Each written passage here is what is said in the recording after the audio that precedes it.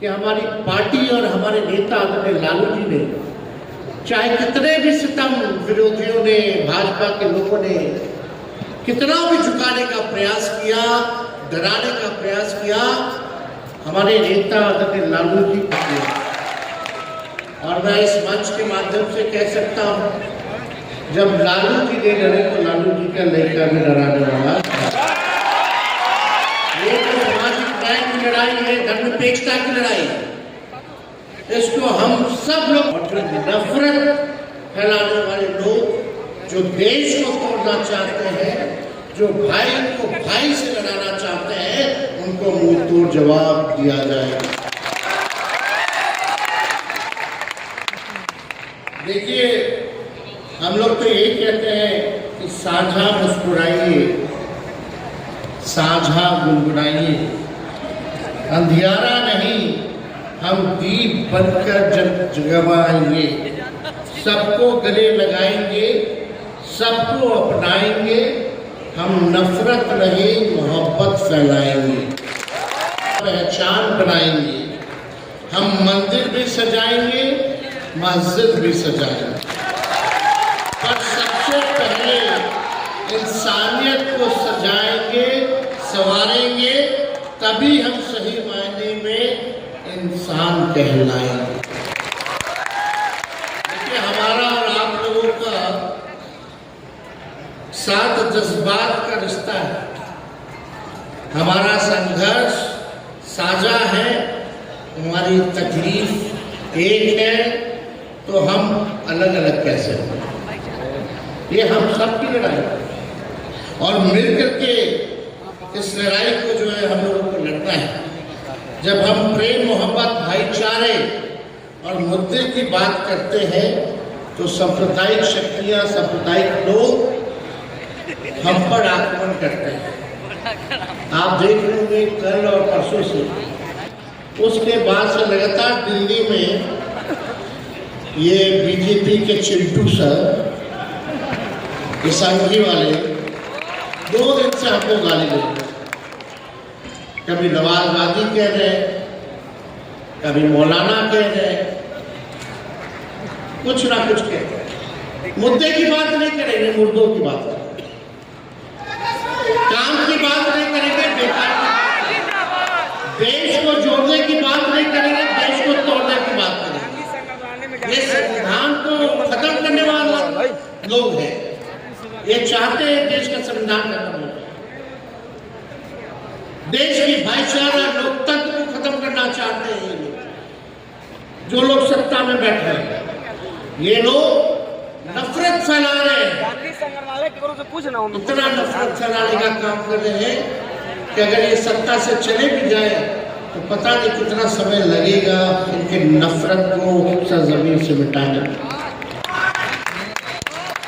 इसलिए आज हम सब लोगों को एकजुट होना पड़ेगा और एकजुट होकर के इस लड़ाई को हम सब लोग मिलकर के लड़े और जीते।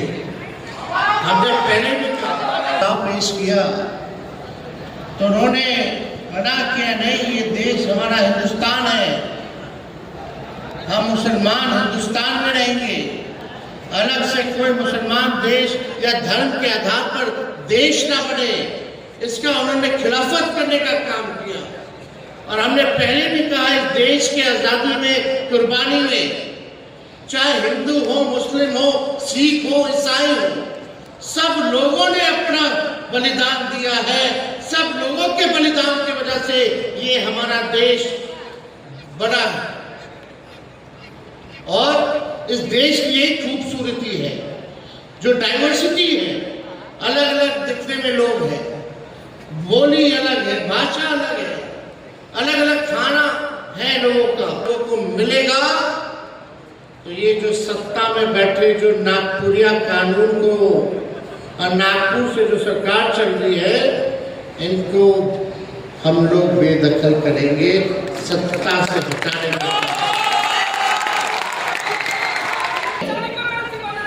जायज मांगे हैं, इसको हम लोग पूरा कोशिश करेंगे। जहाँ तक हमारा जहाँ तक हम लोग प्रयास कर सकते हैं इस मांग को पूरा कराने में अपनी आवाज़ को ज़रूर बुलंद करेंगे। और इनके अबू जी खालिद साहब प्रचार किया गया कि हम भाजपा में जाते हैं, भाजपा में जाते हैं, कोई सवाल ही नहीं पैदा हो सकता। और साथ मिलकर के सरकार को भी उखाड़ फेंकने का काम कर रहे हैं, आवाज को बुलंद कर रहे हैं तनवीर साहब, और मजबूती से करें।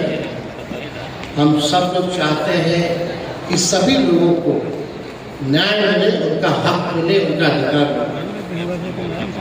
जब हम लोगों की 17 महीने की सरकार थी, जो थे वो पिछड़े वर्ग से मंत्री थे।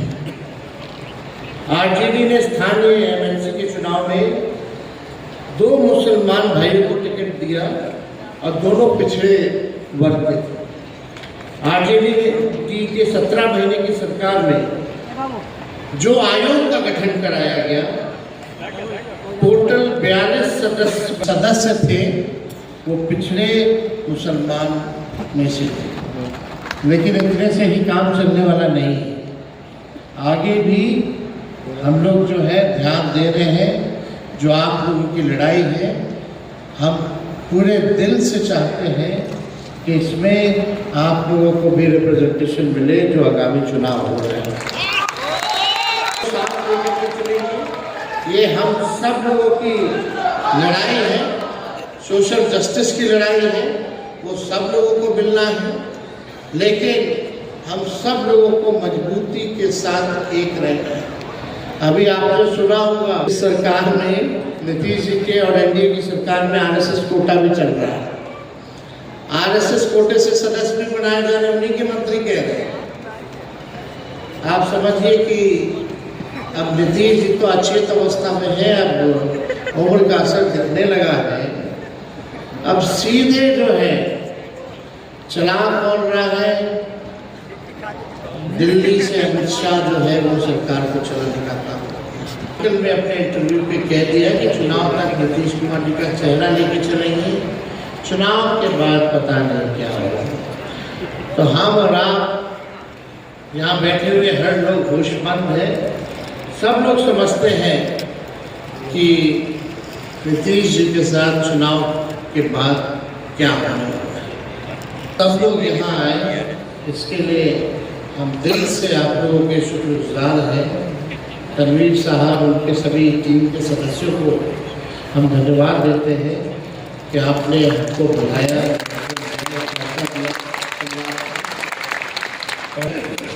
लोगों के जहनों में, आने वाले पीढ़ियों को, भविष्य में लोगों को ये पता होना चाहिए कि यूब साहब का क्या देश की आज़ादी में क्या भूमिका रही, समाज के निर्माण में क्या योगदान रहा। और सभी इनके परिवार के लोग सामने बैठे, इनकी बहनें बैठी हैं, इनके बच्चे बैठे हैं। हम सब लोगों को आदाब सलाम यही से करते हुए अपने बात को विराम देते हैं। बहुत बहुत धन्यवाद। जय हिंद, जय बिहार।